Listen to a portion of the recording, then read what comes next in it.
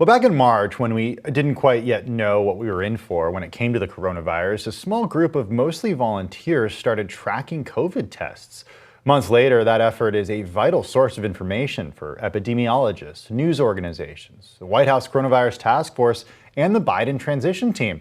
Bloomberg senior healthcare editor Drew Armstrong did some digging on this army of data gatherers and joins us now. Drew, it's great to see you and have you on Quick Take today. So who is this small army of data heroes, as you call them in your recent story?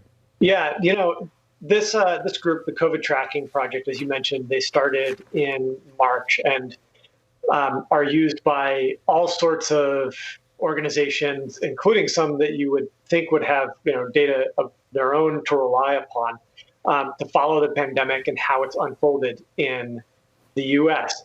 And it is a group that was started by a couple of journalists, a fellow named Jeff Hammerbacher, who has a resume that I struggle to describe, but lots and lots of titles and involvement in some really interesting data and healthcare projects, and a woman named Erin Kassane, who also has kind of one of these multi-titles, but is very responsible for building what they have there. And then just this army of volunteers and staff who are everybody from people that include, academics, librarians, students, tech folks, who have signed up to try and figure out how COVID is spreading and what the risk is and what the response is to it. It exists entirely on Slack. A lot of these people have never met each other, but every day they try to figure out from the jumble of public health data that's out there in the U.S. what's going on with COVID-19. And it's a remarkable, very kind, nice group of folks who have taken part in that. You mentioned that when you see a project like this and the undertaking and the data that is produced, you would imagine that other entities like the U.S. government, for example, might be the ones to actually take this on. But you write about in your story why that's actually pretty difficult for the government to do. Take us into that. Yeah, I think one of the things that's not appreciated is that we don't have a single healthcare system in the U.S., and we don't have a single public health system in the U.S. So we have state and local systems, and they feed information to the Centers for Disease Control and to HHS.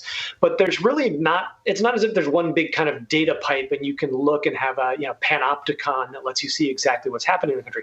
A lot of stuff is still done by fax. It has to be entered by hand, and so if you want to actually collect this data, it just takes a huge amount of people power to go and look at it at the state level or the local level and try to pull it together.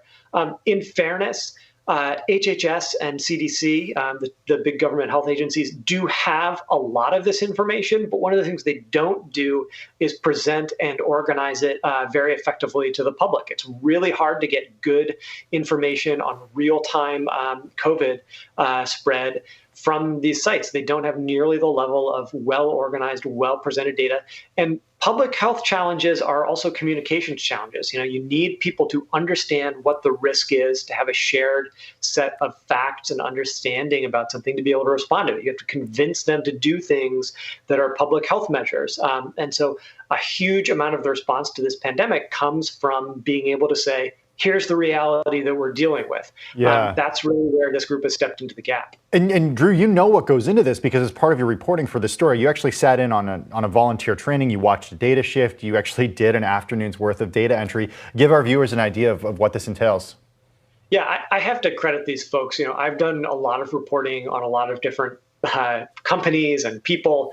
They were unbelievably open in terms of the access that they gave me. I was allowed to basically be in their Slack, talk to whoever I wanted, and they trained me to do data entry the way they did it so I could see how they worked. You get a real sense of just how jumbled the U.S. public health system is when you do this. Up until recently, Hawaii put their hospitalization numbers up on the Instagram stories of their lieutenant governor. I mean, that was how you got the information. That's crazy. I mean, we're supposedly the most technologically advanced nation on earth, and that's how we're distributing public health information. I mean, that's a bit insane, but it tells you what this group has had to do in order to collect and share that information. Drew Armstrong, Bloomberg senior healthcare editor. Thanks so much for your time. Have a great weekend, Drew.